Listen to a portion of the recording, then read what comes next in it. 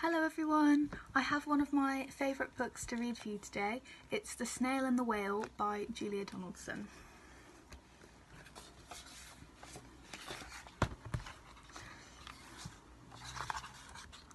This is the tale of a tiny snail and a great big grey blue humpback whale.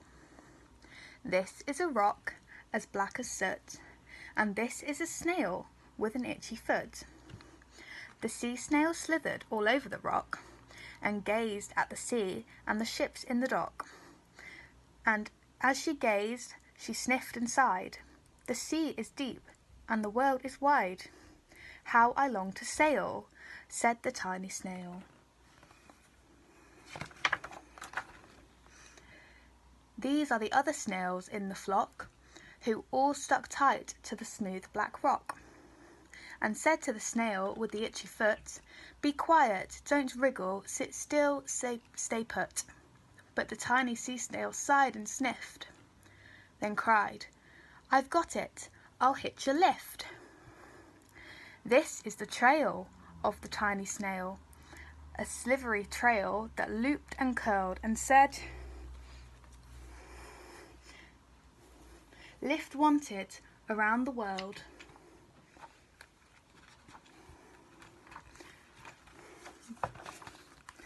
This is the whale who came one night when the tide was high and the stars were bright, a humpback whale immensely long, who sang to the snail a wonderful song of shimmering ice and coral caves and shooting stars and enormous waves. And this is the tale of the humpback whale. He held it out of the starlit sky and said to the snail, "Come sail with me." This is the sea, so wild and free, that carried the whale and the snail on his tail to towering icebergs and far-off lands, with fiery mountains and golden sands.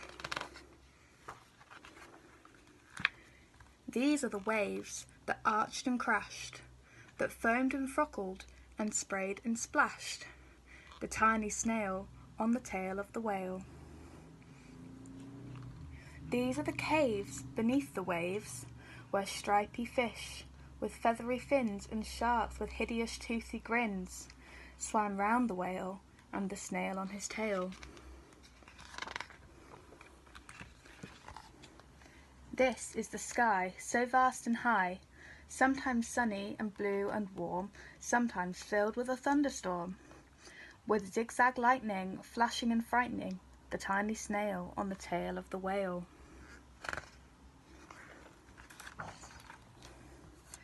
And she gazed at the sky, the sea, the land, the waves and the caves and the golden sand. She gazed and gazed, amazed by it all, and she said to the whale, "I feel so small."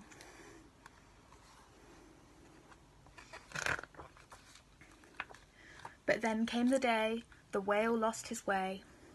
These are the speedboats running a race, zigging and zooming all over the place, upsetting the whale with their ear-splitting roar, making him swim too close to the shore. This is the tide slipping away, and this is the whale lying beached in the bay. "Quick, off the sand, back to sea," cried the snail. "I can't move on land, I'm too big," moaned the whale. The snail felt helpless and terribly small. Then, "I've got it," she cried, and started to crawl. "I must not fail," said the tiny snail.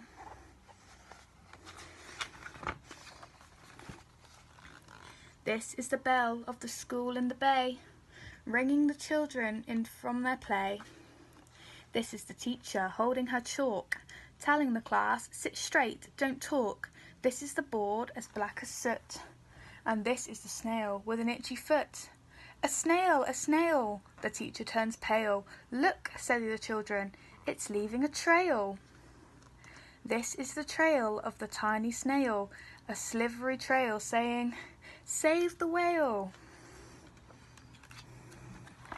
These are the children running from school, fetching the fireman, digging a pool. squirting and spraying to keep the whale cool.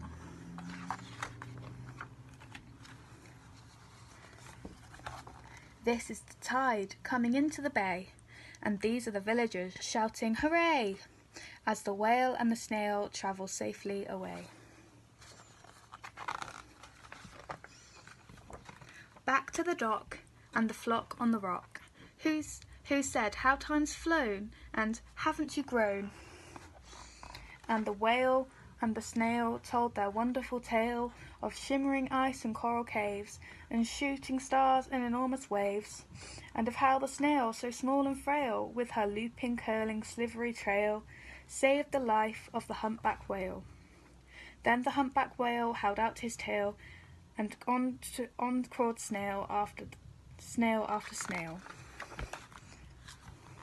And they sang to the sea as they all set sail on the tail of the grey blue humpback whale.